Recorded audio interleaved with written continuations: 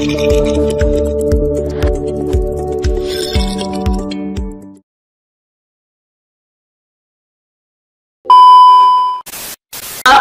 ada nggak afirmatif untuk P3K tahap 1 ini? Ada, Pak. Salah satu afirmatifnya itu adalah pendidikan, misalnya.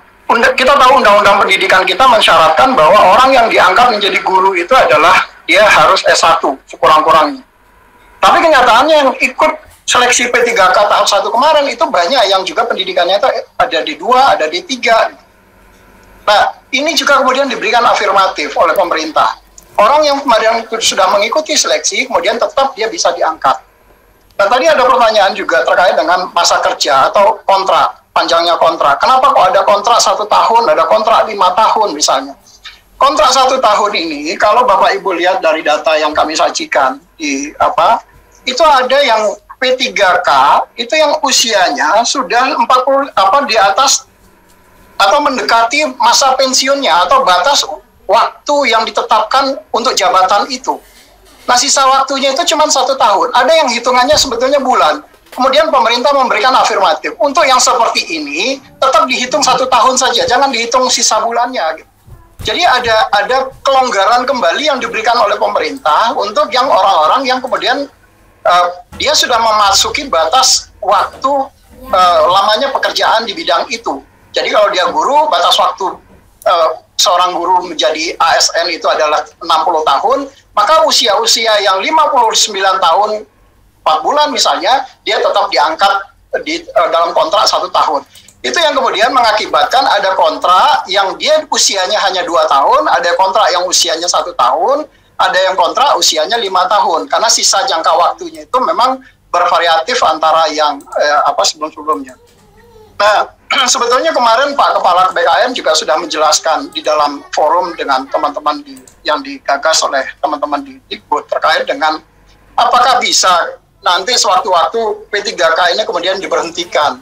Sebetulnya tidak. Itu sebabnya kenapa ada mekanisme yang juga sama persis dengan mekanisme pegawai negeri sipil atau PNS. Itu sebabnya kenapa P3K ini kemudian diberikan nomor induk. Ada nomor induk P3K. Kalau dia ditetapkan diberikan nomor induk, maka ada mekanisme bagi mereka kalau kemudian PPK tiba-tiba memberhentikan atau memutus kontraknya secara sepihak.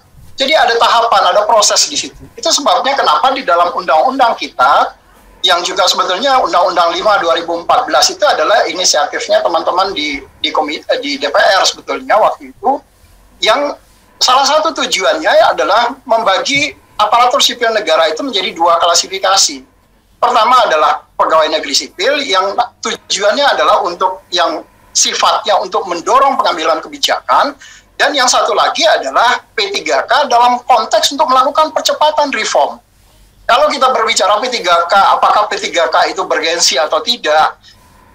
Ya, saya mungkin ambil contoh di sini saja. Pak Iwan itu adalah Dirjen GTK, tetapi beliau adalah P3K sebetulnya Pak Iwan. Karena beliau bukan masuk dari PNS. Jadi seorang P3K itu bisa menduduki posisi-posisi yang jauh lebih strategis, yang lebih penting, yang dia bisa kemudian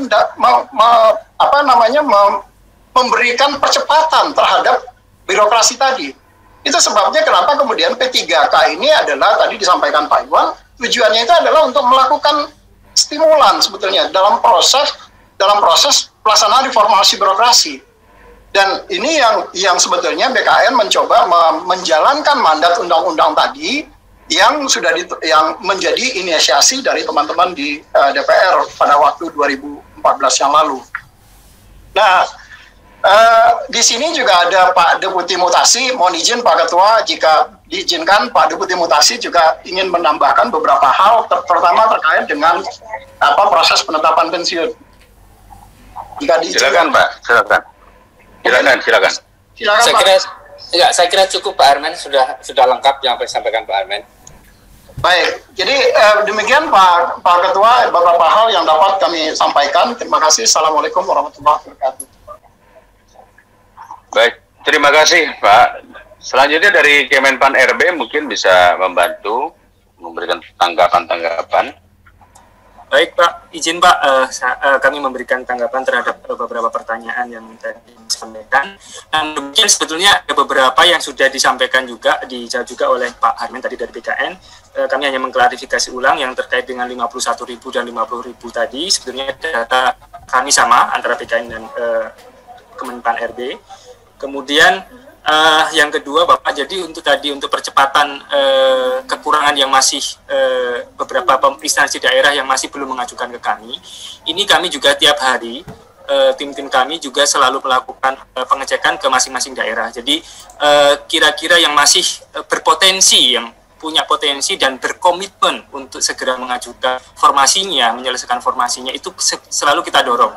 Jadi saat ini dalam pantauan kami masih ada sekitar 58 instansi daerah yang dalam waktu dekat berkomitmen untuk segera menyelesaikan. Jadi mudah-mudahan itu juga akan menambah jumlah formasi keseluruhan nanti yang bisa di ini. Dan perlu kami sampaikan juga bahwa dari 407 instansi yang sudah menyelesaikan itu, kalau kita hitung secara rata-rata, mereka hanya mampu mengajukan sekitar 60% dari total formasi yang sebetulnya diproyeksikan oleh kami dengan Kementerian Pendidikan dan Kebudayaan. Jadi kalau mengikuti data tersebut, maka mungkin ke depannya sampai nanti kita tetapkan formasinya, barangkali itu paling maksimum yang akan tercapai adalah sekitar 60% dari 1 juta, yakni 600 ribuan. Kemudian juga kami sampaikan pula bahwa memang untuk Papua dan Papua Barat kita lakukan pendampingan secara khusus karena memang ini bagi saudara-saudara kita yang mungkin masih mengalami kesulitan dan sebagainya.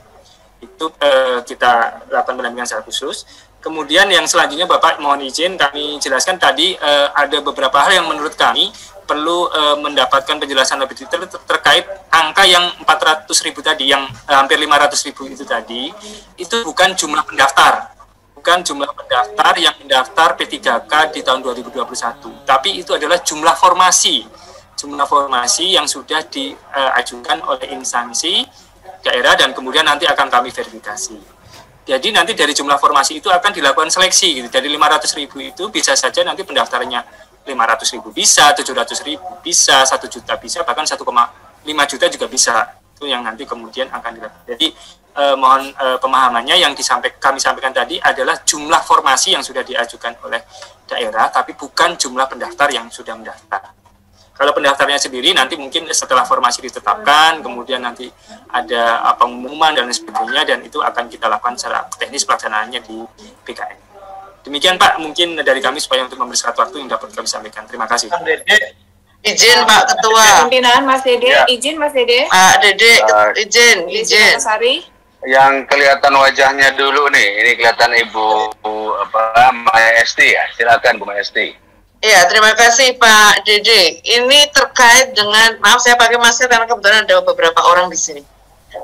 Ini saya melanjutkan. Tadi sama sekali belum tersentuh kaitannya dengan penyebaran gurunya. Ada daerah yang sangat padat, rasionya sangat tinggi. Ada yang rasio antara guru dengan siswanya sangat rendah. Bagaimana kemudian, apakah ada formulasi juga yang memungkinkan untuk P3K ini perpindahan dari satu wilayah kepada wilayah yang lain, sehingga ada dua persoalan yang harus memang kita selesaikan. Persoalan kecukupan guru dengan rasio yang memadai, sekaligus penyebaran